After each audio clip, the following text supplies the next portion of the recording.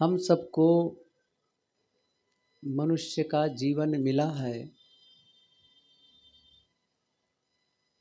सद्गुरु कबीर ने भी कहा, अन्य संतों ने भी कहा, मानव का जीवन भव पार जाने का एक दरवाज़ा है।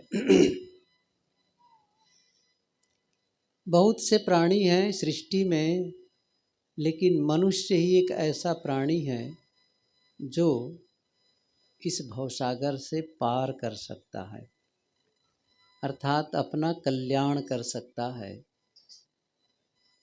और इसके लिए ये बहुत ज़रूरी है कि हम अपने अंतस की शुद्धि करें। आत्म परिष्कार जिसे कहते हैं, आत्मशोधन जिसे कहते हैं, वो काम हमें खुद को करना होगा। सद्गुरु संतों की अहेतुकी कृपा है। उनकी कृपा यह है कि वे स्वयं अच्छा जीवन जीते हैं और दूसरों को अच्छा जीवन जीने की सीख देते हैं, न केवल शब्दों से बल्कि अपने जीवन से भी। संतों का जीवन ही संदेश है। आप और हम केवल संतों के प्रवचन से, उपदेश से ही शिक्षा ग्रहण करना चाहेंगे तो पूरा नहीं होगा। बहुत ऐसी बातें हैं जो वो बोल के नहीं बता सकते, लेकिन जी के दिखाते हैं। इसलिए संतों का, सद्गुरु संतों का के लिए जो बात कही जाती है वो कैसे होना चाहिए, उनकी पूर्णता किस में है? उनकी पूर्णता है बोध रहनी संपन्न। ऐसे संत हो, ऐसे गुरु हो, जिसे वैदिक भाषा में, वैदिक युग में उसकी चर्चा होती है, वह है श्रोत्री ब्रह्मनिष्ठ। उनके लिए शब्द आता है श्रोत्री ब्रह्मनिष्ठ। बहुत सुना हो। पहले सुनने की ही प्रचलन था, इसीलिए वेदों को श्रुति कहा गया, लिखने का प्रचलन नहीं था। सद्गुरु कबीर ने जो बातें कही है, मसी कागद छुओ नहीं, कलम गहो नहीं हाथ। मैंने हाथ स्याही से कुछ लिखा नहीं, कागज में कुछ लिखा नहीं। क्या कहा उन्होंने कि मसी कागद छुओ नहीं, कलम गहो नहीं हाथ, चारी युग का महात्म कबीर मुख ही जनाई बात। बोल करके गोस्वामी जी भी सत्य की बात कहते हैं, लेकिन उन्होंने क्या लिखा है? सत्य कहो लिख कागद कोरे। बड़ा अंतर है दोनों में। अभी मेरे पास अवसर नहीं है उसको मैं विस्तृत बता सकूं विस्तार से। बस इतनी सी बात आप समझना, उन्होंने क्या कहा? सत्य कहो लिखी कागद कोरे। कोरे कागज में लिख करके सत्य कह रहा हूँ। और सत्य लिखने का काम अकेले में होता है, कमरे में होता है, और बोलने का काम, उपदेश होता है लोगों के बीच में, जो ज़्यादा जीवंत होता है। कबीर की पंक्ति आप लोग सुने होंगे सद्गुरु की, कबीर कबीरा खड़ा बाजार में लिए लुआठी हाथ। या वो बाजार में जाकर, कहाँ है कबीर? हम जात पुकारा, पंडित होए से ले विचारा। वो पुकारते थे। ऐसा नहीं कि आप कोई कमरे में बैठ कर के लिखने बैठे थे, नहीं। जहाँ भीड़ होती थी, लोग होते थे, उनके बीच जाकर के वे बोला करते थे, उपदेश करते थे। वे गली गली उन्होंने तो कहा भी है, देश विदेश से हों फिरा गांव गांव की खोरी। ऐसा थोड़ी कि एक जगह बैठे रहे, घूमते रहे। जब जहाँ वो वैष्णवों के पास जाकर के उपदेश किए, नाथ पंथियों के पास जाकर के उपदेश, सबका। अब ये देखिए, मैं अब एक एक चीज़ को उदाहरण दूं और बताऊं तो फिर कई घंटे लग सकते हैं इसमें, लेकिन आप सभी जानते हैं उनके विषय में, इसलिए मैं उन बातों को विस्तार नहीं देना चाहता हूं। मैं ये कहना चाहता हूं कि उन्होंने कहा, और ये उनकी अनूठी शैली है कि कहीं कबीर पुकार के ही ले ऊ व्यवहार, राम नाम जाने बिना भव बूढ़ी मुआ संसार। मैं ये कह रहा था कि श्रोत्री ब्रह्मनिष्ठ, ये कह रहा था वैदिक कुल के रूप में उसको कहते हैं श्रोत्री, बहुत सुना हुआ, और ब्रह्मनिष्ठ जो आत्म स्थित हो, ब्रह्म श्रेष्ठ में जो स्थित हो, आत्मनिष्ठ जिसे कहते हैं वो हो, अर्थात जिनकी रहनी गहनी पवित्र हो और जिनका बोध, जिनका ज्ञान सही हो। ऐसा ज्ञान न हो जो भटकाने वाला हो, ऐसा ज्ञान न हो कि आपको पतन की ओर ढकेले, अंधविश्वास और भ्रम की ओर ढकेले। ज्ञान वही सही है जो हमें सारे ब्रह्म और अंधविश्वास से, अभी बहुत अच्छी बात सुन रहे थे जो हमारी मेहमान आई है जांगड़े जी, जाति न पूछो साधु की, पूछ लीजिए ज्ञान। अब यहाँ साधु का मतलब साधु के कपड़ा वाले के लिए नहीं है। सदगुरु का संदेश है मानव मात्र की जाति मत पूछो। सरल तो ये है, किसी की जाति, आपको शादी करनी हो बेटे या बेटी की तो जाति पूछ लो। अब रास्ता चलते पूछने की क्या जरूरत है आप कौन से जाति के हैं, कौन से दूध के हैं। जब आप कुत्ते की जाति को पहचान लीजिए, कुत्ता है, ये बिल्ली है, ये गाय है, मनुष्य को देख के नहीं पहचान रहे हैं। समान प्रसवात्मिका जाति, एक समान जिसका प्रसव हो वो एक जाति के हैं, एक समान। जैसे मनुष्य चाहे नर नारी कहीं के भी हों, चाहे हमारे देश के विदेश के किसी भी कोने से नर नारी का संबंध हो, समझ लो वहाँ बच्चा पैदा होगा तो मनुष्य ही होगा, मनुष्य ही होगा। ऐसे ही कुत्ते और कुतिया का, हाथी और हथनी का, ये जो समान प्रश्नात्मिका है, मतलब एक ढंग से होता है, वो उनकी जाति है। मनुष्य की जाति एक है। अब इस विषय को भी मैं विस्तार नहीं दे सकता हूँ क्योंकि एक सीमा तक के है, लेकिन एक बात मैंने कही, उन्होंने सार्वभौमिक बातें कही जो सबके हित के लिए कही, किसी वर्ग के लिए नहीं कहा। ये अमुक जाति के लिए, अमुक वर्ग के लिए, अमुक संप्रदाय के लिए, यहाँ तक के अमुक देश वालों के लिए नहीं कहा। उन्होंने कहा मैं रोऊं यह जगत को, मोको रोए न कोई। वो जगत के लिए रोते थे। हम लोग किसके लिए रोते हैं? या तो अपने परिवार के लिए, या अपने समाज के लिए, या अपने पंथ के लिए, या अपनी जाति के लिए, ज़्यादा से ज़्यादा कहेंगे अपने देश के लिए। गलत नहीं है, वो भी ठीक है, लेकिन जो बहुत ऊंचे जो उड़ जाते हैं उनके लिए देश की सीमा भी खत्म हो जाती है। वो मानव मात्र को अपने लिए समेट लेते हैं। वो इतने विशाल हृदय वाले सदगुरु कबीर ने, यदि हम उनके पथ पर चलते हैं तो हमारे विचार लोगों को भटकाने वाले नहीं होने चाहिए। क्या कहते हैं? वह सही ज्ञान वाला हो, और केवल ज्ञान ही सही न हो, आचरण भी सही हो। ऐसा न हो कि मैं यहाँ उपदेश करने बैठूं और ये कहूं कि क्रोध करना बुरा है, लोभ बुरा है, काम गलत है, द्वेष और नफरत गलत है, और जब मन से उठूं, मन से थोड़ी प्रतिकूल बातें हुई और मैं भभक पड़ूं, तब लोग क्या कहेंगे? मंच पर जो बातें कही जाती है वो जीवन में उतारी नहीं जा सकती है, क्योंकि जीवन में दिख रहा है। तब साधक हतोत्साहित हो जाता है। लोग सोचते हैं कहना अलग है, करने में नहीं आता जो कहा जाता है। कहने में अच्छा लगता है लेकिन जीवन का विषय नहीं है। सच क्या है? जब हम ऐसे संतों को देखते हैं जो कहा जा रहा है उसे वो जी रहे हैं, ये हमारे लिए संबल होता है। तब हमें लगता है जब वे कर सकते हैं तो मैं भी कर सकता हूँ, और ये एक बहुत बड़ा आधार बनता है। देखिए, हम केवल उपदेश से नहीं सुधरते, मैं बता देता हूँ। केवल हम सदग्रंथ पढ़ के नहीं सुधर सकते हैं। हम जीवन देखना चाहते हैं, किसी के जीवन में जो कहा जा रहा है, जिन सद्गुणों का वर्णन किया जा रहा है, उन सद्गुणों को जिया जा रहा है, तब लगता है नहीं, ये मैं कर सकता हूँ। इसलिए ऐसे गुरु की आवश्यकता होती है। तो मैं ये कह रहा था कि वो जो जीवन है हमारा, वो बेहद महत्वपूर्ण है, और जीवन में सबसे ज़्यादा महत्वपूर्ण है हमारे भीतर। आप देखें, आप और हमारे बाहर जो कुछ है उससे ज़्यादा महत्वपूर्ण हमारा भीतर है। सही है ना? हमारा भीतर ज़्यादा महत्वपूर्ण है कि बाहर महत्वपूर्ण है? बाहर नहीं, भीतर महत्वपूर्ण है। इसको कहते हैं आप हैं कैसे, कौन है, जिसको अभी चर्चा हो रही थी नहीं, कौन है, असली चीज क्या है, आपके चित्त की दशा क्या है।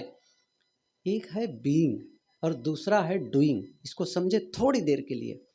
बीइंग और डूइंग, बीइंग का मतलब होता है होना और डूइंग का मतलब करना।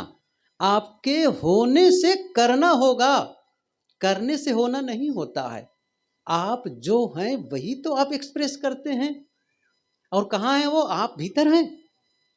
जीवन आपका भीतर है। आपको कल्पना होती कि जीवन मेरा बाहर है? क्या लगता है? इस थोड़ा सहज बोध से समझ सकते हैं जीवन बाहर है। और जीवन प्रकट कैसे होता है? शब्दों से। जीवन प्रकट होता है आचरण से। जीवन जीवन तो प्रकट होता है आपकी आंखों से भी, जीवन आपके चेहरे से भी प्रकट होता है। मैं कहूँ आपके हर एक्टिविटीज से आपका जीवन प्रकट होता है। आप हैं कैसे? मैं एक सूत्र कहा करता हूँ, हम वह नहीं हैं जो हम दिखाई देते हैं, हम वह हैं जो हम सोचते हैं। मैं इसको बदल के कह रहा हूँ, आप वह नहीं हैं जो आप दिखाई दे रहे हैं, आप वह हैं जो आप सोचते हैं। कैसे? जैसे आप मुझे देखकर कह सकते हैं कि आप साधु हैं, क्योंकि मैं साधु का कपड़ा पहना हूँ। लेकिन एक बात पूछूं, क्या साधु के कपड़ा पहन लेने से कोई साधु हो गया? आप भी सफ़ेद कपड़ा कहीं से ला सकते हैं खरीद करके, और नहीं तो आ जाना, मैं दे दूंगा सफ़ेद कपड़ा। एक काम करना, ले जाना घर में, कमरे में बंद हो जाना, सफ़ेद कपड़ा पहन लेना, 4 घंटे तक कमरे के अंदर रहना। आपको लगता है कि मैं साधु हो गया भीतर से? सदगुरु कबीर ने कहा है साधु बनो मत, ये बनना है।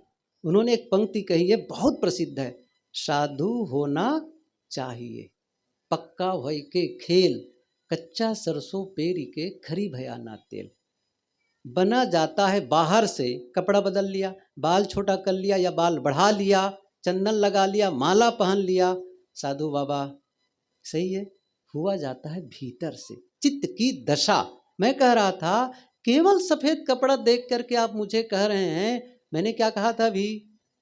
मैं वह नहीं हूं जो मैं दिखाई देता हूं, मैं वह हूं जो मैं सोचता हूं। यदि मेरे मन में क्रोध के विचार आते हैं तो मैं क्रोधी हूं, द्वेष के विचार आते हैं तो मैं द्वेषी हूं, लोभ के विचार आते हैं तो मैं लोभी हूं, और काम का चिंतन मेरे मन में है तो मैं कामी हूं। लेकिन मेरे मन में भक्ति के विचार आते हैं, त्याग और वैराग्य के विचार आते हैं, साधना के विचार आते हैं, शांति के विचार आते हैं, ध्यान चिंतन के विचार आते हैं, तो मैं साधक हूं। और ऐसे विचार लाने के लिए कपड़ा अवरोध नहीं करेगा। मैं ये कहना चाहता हूं, आप भी तो अच्छे विचार सोच सकते हैं, क्योंकि आपका विचार ही आपका जीवन है। आप ध्यान दीजिए, आप जीवन को बदलना चाहेंगे तो किसे बदलेंगे आप? मैंने दोपहर के सत्र में कहा भी था, आप घर बदल करके जीवन बदल सकते हैं। क्या आप अपने गांव को बदल देंगे तो जीवन बदल जाएगा? आप हैं कौन? जो आप यहाँ हैं वो बाहर जाएंगे तो वही रहेंगे। बहुत पुरानी कहानी बच्चों वाली है। कोयल और कौवा एक जगह रहा करते थे, एक पेड़ पर। एक दिन कौवा अपना बोरिया बिस्तर बांधने लगा। कोयल आ गई कहीं से, उन्होंने कहा भैया कहाँ जाने की तैयारी कर रहे हो? कौवे ने कहा बहन तुम तो जानती हो यहाँ के लोग मेरा सम्मान नहीं करते, जिसके घर के ऊपर जाके बैठ जाता हूँ और बस जैसे बोला लोग पत्थर मार के भगा देते हैं। जहाँ मेरे शब्दों का सम्मान न हो, मेरा आदर न हो, वहाँ रहना अच्छा नहीं है। मैं दूर चला जाऊँगा जहाँ पर मेरा सम्मान हो और मेरे शब्दों को प्रेम से सुने। कोयल ने क्या कहा, भैया स्थान परिवर्तन समाधान नहीं है, समाधान है शब्द परिवर्तन। कौवा यदि दोंदे कला छोड़कर यदि वह चला जाए दिल्ली तो वहाँ आरती उतारी जाएगी, आवाज़ तो वही निकलेगी। यदि हमारा स्वभाव यहाँ गलत है तो बाहर स्थान बदलने से स्वभाव नहीं बदलेगा। जो आदमी यदि बीड़ी पीने की, यदि वह दोंदे कला में रह करके बीड़ी पीता है तो रायपुर जाके भी पीता होगा। सही कह रहा हूँ? यदि वो दोंदे कला में रह करके गाली देता है तो बाहर जाके भी वो गाली देगा। यदि यहाँ चोरी करता है तो वहाँ जाके भी चोरी करेगा। असली चीज़ क्या है? आप भीतर से कौन है और उससे आप बदल सकते हैं। मैं ये बताना चाहता हूँ आपको। और इसको बदले बिना, अच्छा हमारे भीतर की दशा को बदलने के लिए कौन आएगा? मैंने कहा ना भी, क्या सदगुरु की कृपा की कमी है? उन्होंने जो संदेश दिया है, क्या उनकी कमी है? उन्होंने जो कुछ कहा इतने लंबे समय से, वो 550 साल पहले इतनी बातें उन्होंने कह दी है, आज भी यदि उनके विचारों का पठन मनन हो, आचरण हो, तो हमारा जीवन बदल सकता है। हम चाहें तब तो, लेकिन चाहते ही नहीं हम असल में वैसा। हम कह क्या रहे हैं, सुन क्या रहे हैं और जीवन कैसे जी रहे हैं, नहीं बदलते हैं। इसलिए उनकी कृपा की कमी नहीं। कोई कहता है भगवान की कृपा होगी तब मेरा जीवन बदलेगा, ये भगवान भरोसे। मैं कहता हूँ राम की वहाँ अयोध्या में तो गद्दी लग गई, स्थापना हो गई, क्या राम राज्य आ गए भारत में? सोचो जरा, क्या चोरी बंद हो गई, हिंसा बंद हो गई, व्यभिचार बंद हो गया, अनैतिकता बंद हो गई? क्या बहनों को, माताओं को सताए नहीं जाते हैं? अभी भी लूट खसोट नहीं होता है? अभी भी हो रहा है। राम राज्य कहाँ आया? लेकिन आप चाहेंगे तो राम राज्य अपने भीतर में अवतरित कर सकते हैं। जिस समय हमारे भीतर में शांति का अनुभव होता है, प्रेम का अनुभव होता है, आनंद का अनुभव होता है, वही तो राम राज्य है। जहाँ सद्गुणों का समुच्चय है वही तो राम राज्य है, और जहाँ अवगुण है, जहाँ दुराचार है, वही तो रावण राज्य है। हम देखें हम कितने राम राज्य की ओर बढ़ रहे हैं। केवल मूर्ति की स्थापना करने से राम राज्य नहीं आ जाएगी। असली चीज है चित्त को प्रक्षालित करना, धोना। इसके लिए बहुत जरूरी है। मैंने कहा ना, मैं क्यों ऐसा कह रहा हूं, थोड़ी सी बताऊं इस चीज को। क्योंकि भीतर जो हम होते हैं ना, मैंने कहा ना, वो शब्दों से निकलता है। भीतर में यदि कड़वाहट है तो शब्द कैसे निकलेंगे? तथागत बुद्ध की वाणी याद आई मुझे। कभी आपको अवसर मिले तो पढ़िएगा धम्म पदम। जैसे महाभारत में गीता का स्थान है, वही बुद्ध की वाणी त्रिपिटक में धम्म पदम का भी स्थान है। उनकी पहली गाथा मैं बताना चाहता हूँ। उन्होंने कहा है, मन से शुरू करते हैं वो। कबीर साहब जी ने जीव से शुरू करी, क्योंकि जीव वो उन्होंने माना है जो सबके घट में है। अब उसको चेतन कहो, आत्मा कहो, जीव कहो, राम कहो, इसमें फर्क नहीं पड़ता। शब्द हम बनाते हैं, सत्ता का निर्माण हम नहीं करते। सत्ता स्वतः है। सत्ता कभी हम पैदा नहीं करते हैं, शब्दों को बनाते हैं। ये शब्द हैं हमारे, कोई शब्द कर रहा है, कोई शब्द कह रहा है, लेकिन सत्ता तो वही है। जो चेतन सत्ता है, जो आत्मा अस्तित्व है, उसका कोई निर्माण तो कर नहीं सकता है, वो तो है ऑलरेडी। बहरहाल उनकी जो पंक्ति है उसको मैं कहना चाहता हूँ। उन्होंने कहा है, मनोपुब्बक गमा धम्मा मनोसेठा मनोमया मन साचे पदुट्ठे न भासति वा करोति वा ततो नम दुख मनमेति चक्कम व बहतो पदम। ये बड़ा सरल, देखो मैं इसको यदि एक एक चीज की व्याख्या करूं तो फिर बहुत समय लग जाएगा, लेकिन थोड़ा सा एकाग्र होंगे तो बिल्कुल साफ हो जाएगी। क्या कहते हैं वे? मनोपुब्बक गमा धम्मा, मन पूर्वगामी है धर्म में। यहाँ धम्मा का अर्थ होता है धर्म, लेकिन इस प्रसंग में धम्मा का अर्थ है कर्म, अर्थात कर्म के पहले विचार आता है। मैं सूत्र रूप में कहूं, कार्य विचार कार्य का पूर्वज है। कैसे? आप यहाँ आए, इसके पहले आपके मन में विचार आया, मैं सत्संग में जाऊं। विचार आया कि नहीं आया? क्या ऐसा है? क्या कितने लोग हैं जो बताएं यहाँ आने के बाद सोच रहे हैं, अरे मैं पता नहीं कैसे आ गया यहाँ बिना सोचे? है कोई? पहले आप सोचते हैं। भोजन बनाने के लिए माताएं जब जाती हैं, कौन सी सब्जी बनाऊं, सोचते हैं। सोचते कि नहीं सोचते हैं? कितना बनाऊं, सोचते हैं पहले। कोई भी काम, सत्संग का आयोजन हुआ यहाँ, इसके पहले सोचे आपस में, कैसे, कितना बड़ा सत्संग का आयोजन करना है, कितना खर्च आएगा, कैसे आएगा, किस संत को बुलाना है, सोचे। विचार, अरे विचार ही गलत हो तो कर्म भी गलत होंगे। इसलिए विचार को ठीक करना जरूरी है, विचार को। इसलिए विचार ही आपका जीवन है। मैंने कहा ना, जैसा आप सोचते हैं वही हैं आप। इसलिए विचार को शुद्धि बहुत जरूरी है। और मन वही है। मन का मतलब क्या हुआ? मन कहते हैं विचारों का पुंज, जहां पर केवल विचार भरे हुए हैं और वो विचार मैले हों, उस विचार में कड़वाहट हो, तथागत बुद्ध कहते हैं मनोपुब्बक गमा धम्मा, मनोसेठा मनोमया, मन श्रेष्ठ है, सारे कार्य मनोमय हैं। मन साचे पदुट्ठे न भासति वा करोत्या। ये पंक्ति बहुत महत्वपूर्ण है। क्या कहते हैं? मनसा चे पदुट्ठे न, मन में प्रदुष्ट भाव रखकर, मन में प्रदुष्ट भाव, गलत भाव, अशुभ भाव रख करके भासति बोलते हो, करोति करते हो, तो क्या होता है? दुख आपके पीछे उसी प्रकार लग जाता है। ततो नम दुख मनवेति चक्कम व बहतो पदम। जैसे गाड़ी को खींचने वाला जानवर, बैल को गाड़ी खींचते हम सभी देखे हैं, और पीछे उसका पहिया रहता है। देखे कि नहीं देखे हैं? क्या कह रहे हैं? जैसे गाड़ी खींचने वाले बैल के या जानवर के पीछे पहिया लगा रहता है, वैसे ही दुख आपके पीछे पीछे लग जाता है। कब? जब दुष्ट भाव से बोलते और करते हो तब। असली चीज क्या है? शब्दों को बदलना नहीं है, भाव बदलना है। कर्म बदलना नहीं है, वो तो अपने आप बदल जाएगा, अपने आप बदल जाएगा। क्यों? भीतर से सही हो गए हो तो शब्द कहाँ से गलत निकलेंगे? गलत निकल ही नहीं सकते। जो भीतर है वही बाहर निकल। कबीर साहब की पंक्ति है, बहुत छोटा सा सूत्र है बीचक में, जो रहे करवा सो निकरे टोटी। करवा समझ रहे हैं? टोटी वाला बर्तन, एक घड़ा हो जिसमें टोटी लगी हो। अच्छा नहीं समझ रहे तो मैं बताता हूँ, केटली समझ गए होंगे अब तो, चाय परसने वाली। यदि केटली में चाय रखी हो तो उसकी टोटी से क्या निकलेगा? चाय। और दूध रखे हो तो दूध, और पानी रखा हो तो, और शराब रखी हो तो। जो है क्या है भीतर, क्या है भीतर, बस वही है। अर्थात आपके शब्द में किसी ने बहुत सुंदर कहा है, आपके मुंह से कड़वे बोल निकलते हैं, आपका मन कैसा होगा?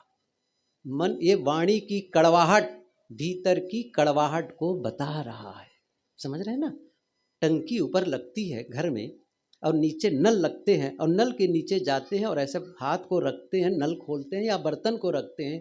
जैसे ही बर्तन में पानी आया, उस पानी को देख कर क्या अनुमान लगाते हैं? ऐसे ही पानी टंकी में होगा।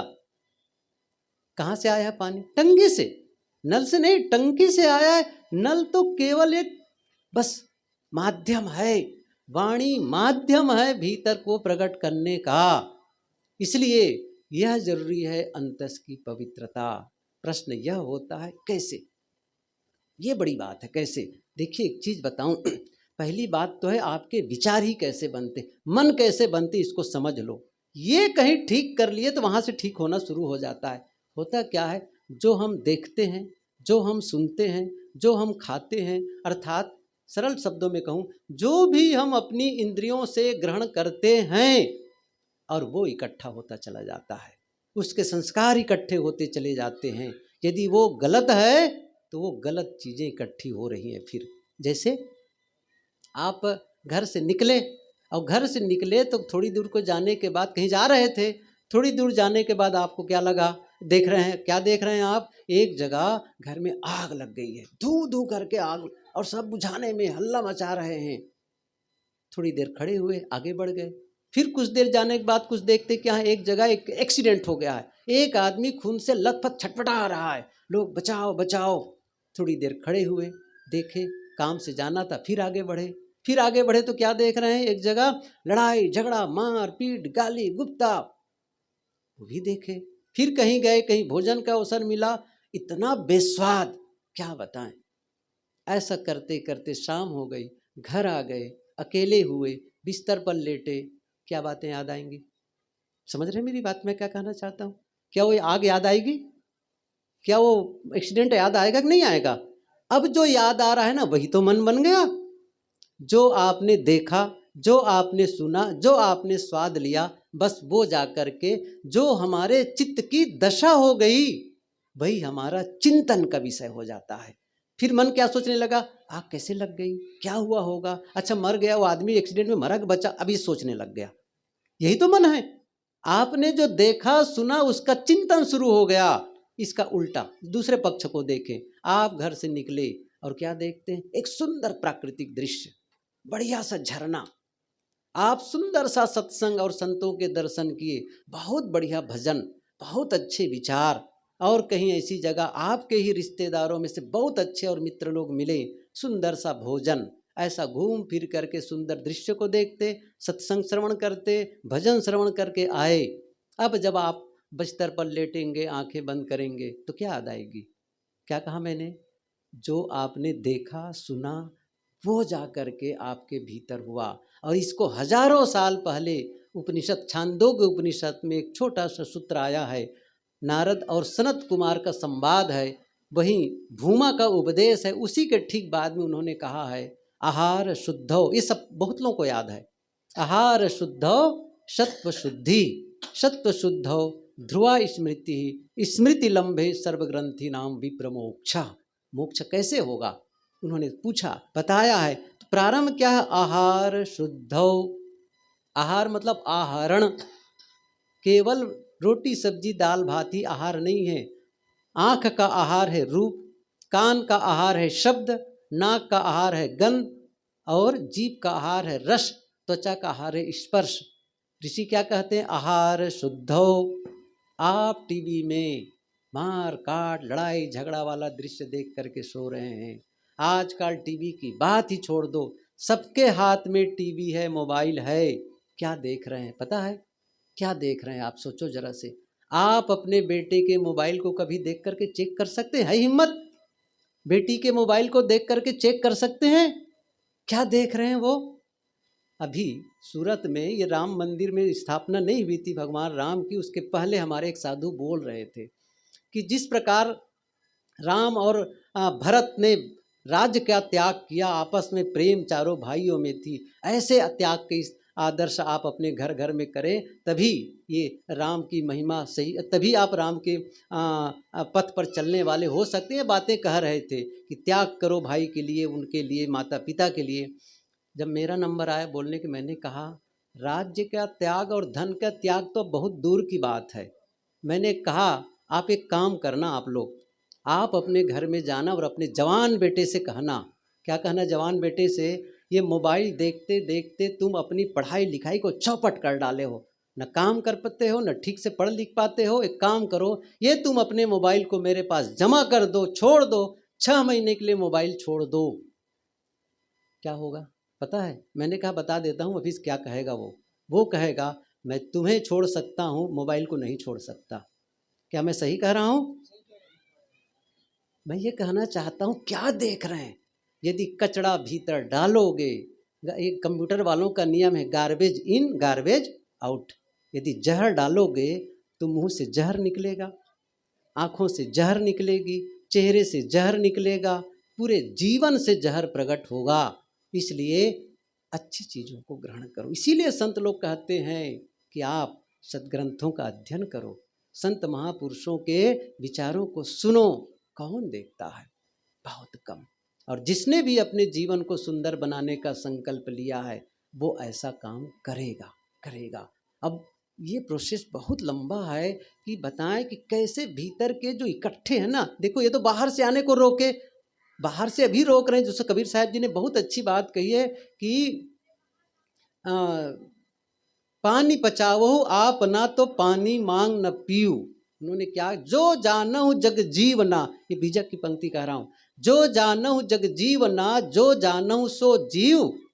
यदि तुम जगत में जीने की कला जानते हो या जानना चाहते हो तो पहला काम क्या है? खुद को जानो, मैं कौन हूँ। जो जानो सो जीव। और फिर क्या करो? व्यवहार क्या करना है? पानी पचाओ आप ना पानी मांग न पीऊ। जो कुछ आपने पानी अर्थात ये जो बहुत सारे विकार जो आपने जमा कर लिया है उसको पचा डालो, खत्म कर दो। और बाहर से फिर से पानी, फिर से वो विकारी चीजें ग्रहण मत करो। न गलत दृश्य देखो, न गलत सुनो, न गलत खाओ पियो, न गलत स्पर्श करो। क्या कर रहे हो जरा देखो। ये सावधानी कोई बरतने कहाँ सावधानी बरतते हैं? हमें पता ही नहीं चलता है। बस लोग बैठे हैं, बस सुनाए चले जा रहे हैं। ये 4 माताएं जब रात में खाली हो जाती हैं, बाहर के चौराहे में निकल के बैठ लेती हैं। कौन सी चर्चा होती है बताओ? पूछते हैं कौन सा भजन याद कर रही हो, किसका ध्यान करती हो, या बात होती है? क्या कहते हैं?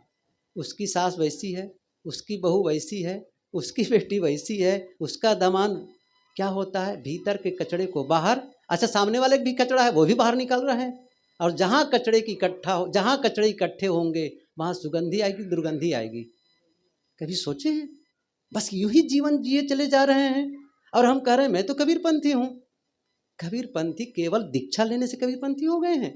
कबीर के विचारों को जब जीवन में जिस दिन हम धारण करेंगे, साहब ने क्या कहा है, कहाँ कबीर सोई जन मेरा जो घर की रार निबेरे, वो मेरा जन है।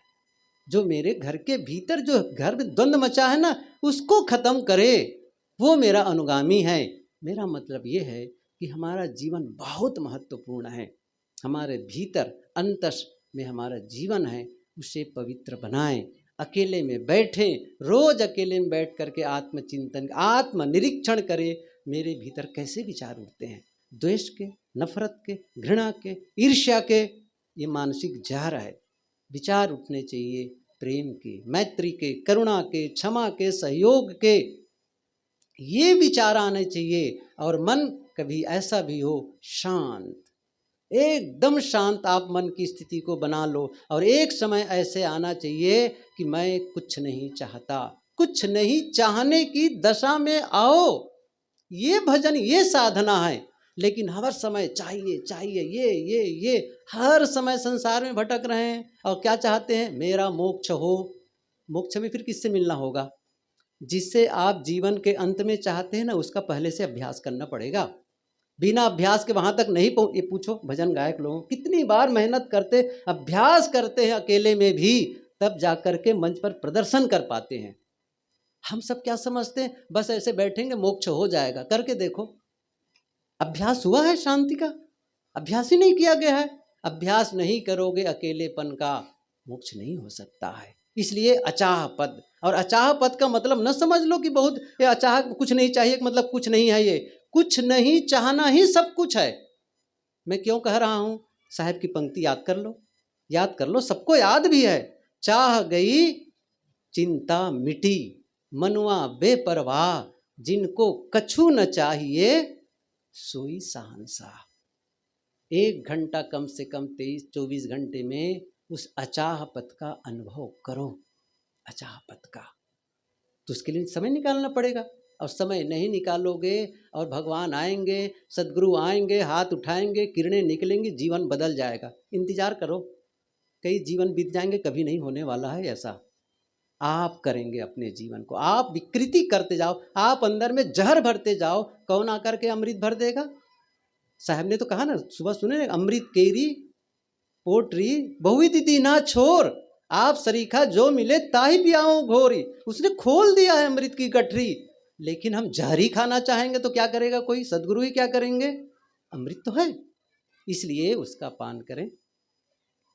क्षमा करें, समय हो गया मेरा, मैं जानता हूँ। आप सभी को फिर से नमन करता हूँ, और इतने प्रेम से सुने इसके लिए आप सबको बहुत बहुत धन्यवाद। साहेब बंदगी, साहेब बंदगी।